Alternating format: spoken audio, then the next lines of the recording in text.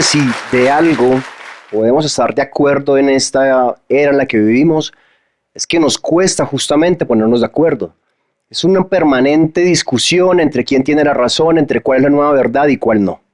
Sin embargo, hay una cosa en la que como humanidad hoy no podemos decirnos que no, y es que los problemas de salud mental son la pandemia de esta era, y además demostrado con cifras que no existen el número de especialistas que necesita el mundo para atender esta pandemia. Una pandemia que además ataca por igual a adultos, pero sobre todo a jóvenes y a niños, con una gran condición aquí, que son esos niños y esos jóvenes los que muchas veces no saben que están enfermos. Justamente de eso se trata este proyecto. Un proyecto que lo que ha buscado es desarrollar inteligencia artificial para brindar atención oportuna a niños y jóvenes que necesitan eso, sobre todo en nuestro espacio cultural, en Colombia y en Latinoamérica. Para contar esa historia, voy a contar 3 historias.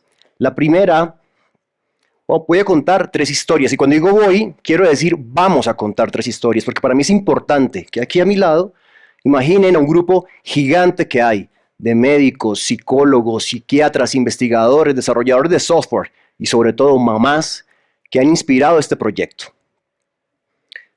La primera de las 3 historias que voy a contarles es la historia de Samuel. Samuel Pinto Costa. Samuel nació hace 20 años en Valledupar. Nació prematuro y desde el momento de su nacimiento, por un problema de oxígeno, fue diagnosticado con parálisis cerebral. Cuando Samuel nace, su mamá, Yetis, hace la pregunta que haríamos cualquiera en esa situación, y es ¿cómo ayudar a Samuel? Pues bueno, la manera de ayudarlo fue rodearse de especialistas, preguntar mucho, averiguar, estudiar para empezar a hacer ella, con lo que podía, las terapias para Samuel.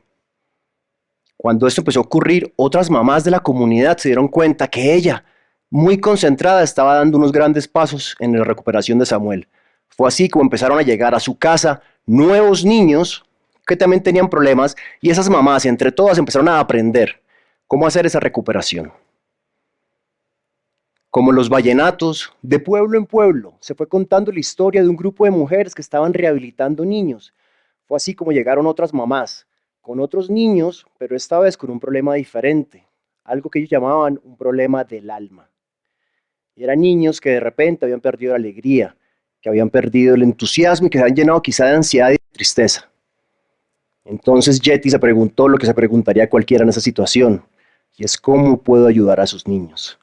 Fue así como decidieron, con muchos amigos, con alguien que prestó un perro, con alguien que prestó un caballo, con alguien que prestó un computador, fundar una pequeña clínica para atender a sus niños. Esa clínica se llamó IRIS, Instituto de Rehabilitación Integral Samuel. Ahora voy con la segunda historia. La segunda historia es acerca de las mamás que reclaman el derecho de que sus hijos puedan sentirse tristes.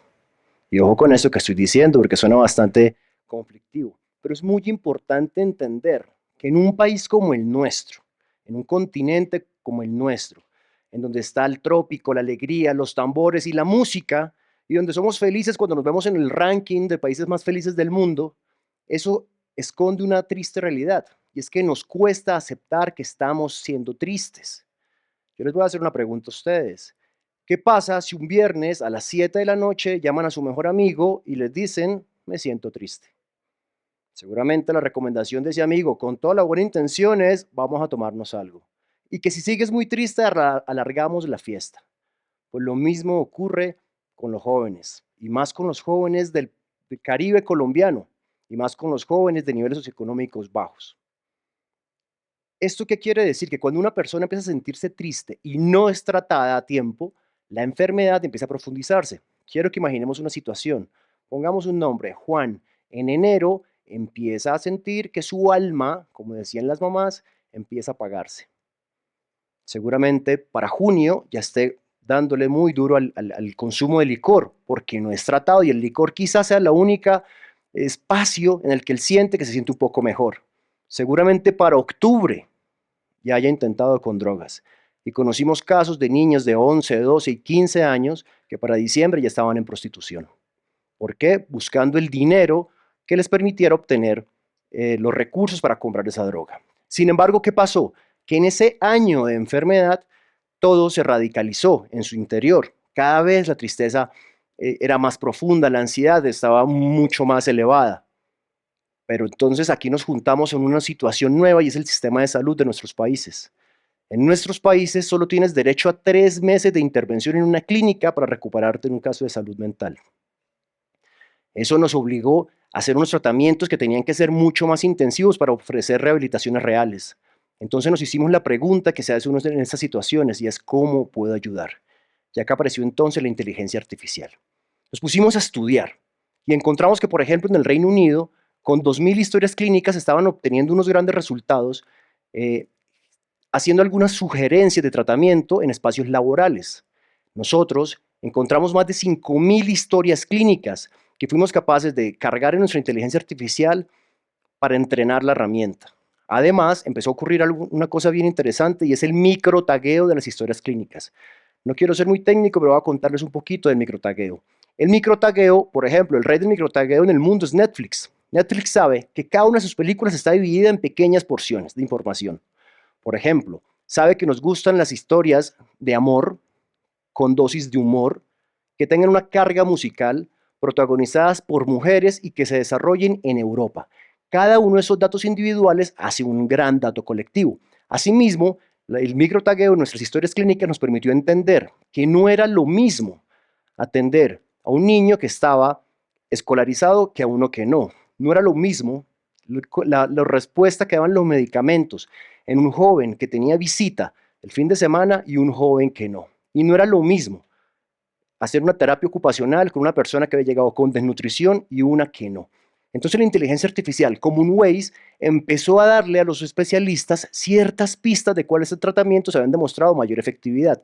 Y así, en apenas 3 meses, logramos que niños que entraban con el alma triste salieran con el alma un poco más feliz. Ahora voy con la tercera historia, la de los niños que no podemos esperar. Y esto es muy importante, porque entonces en otros pueblos, como los vallenatos, se había extendido la voz de que había una clínica en Valledupar que estaba eh, mejorando la salud mental de los niños. Entonces vinieron profesores, mamás, hermanos a pedirnos que atendiéramos a niños de otras comunidades. Claro, lo primero que dijimos es, deben traerlos. Sin embargo, ahí entendimos una cosa muy importante. No podíamos nosotros esperar a que fueran los niños los que nos dijeran que estaban enfermos. No pueden ser los niños del mundo los que le digan a los adultos que necesitan ayuda.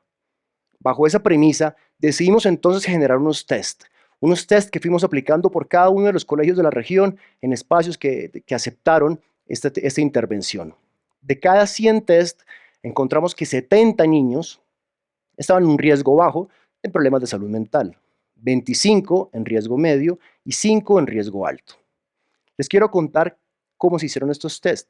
Claramente se hicieron por diferenciación de edad y además con los métodos que marcan los libros y las universidades. Sin embargo, decidimos hacer nuestra propia versión y añadir ciertas preguntas. Por ejemplo, ¿con cuántas personas duermes?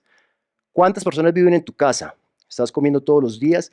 Y una pregunta que era vital y que nos arriesgamos a hacerla entendiendo que quizás un niño sería la primera y para ellos la única vez en su vida que iban a tener contacto con un psicólogo.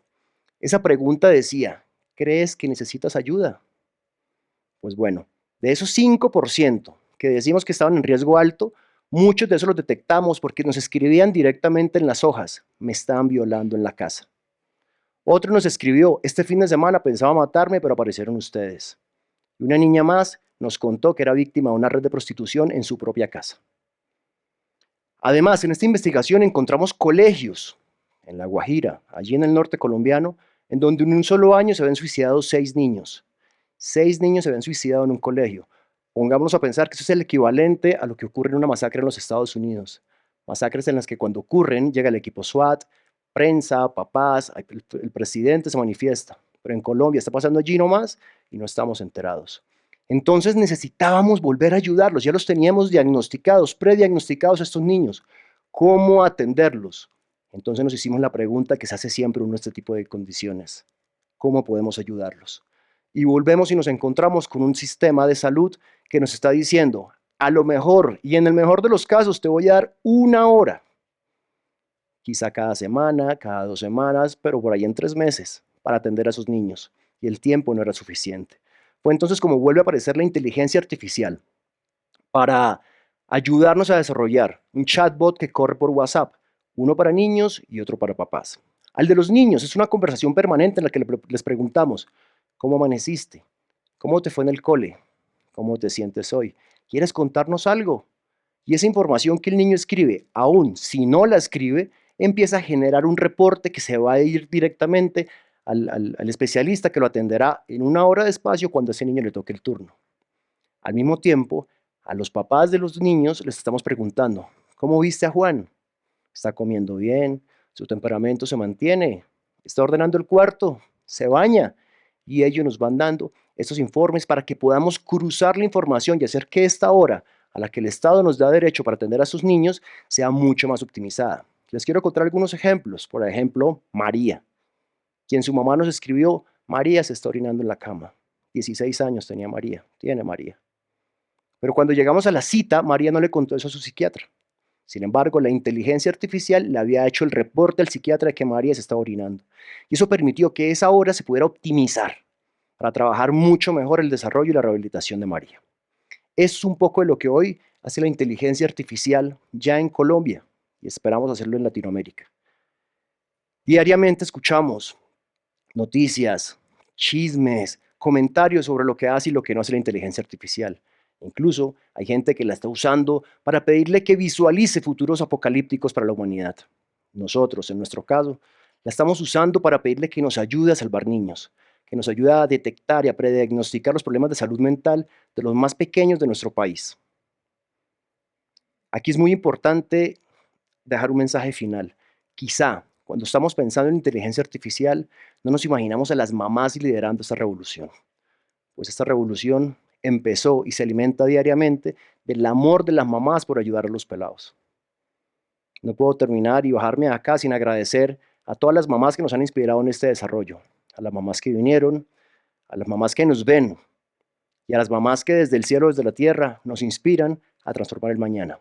Muchas gracias.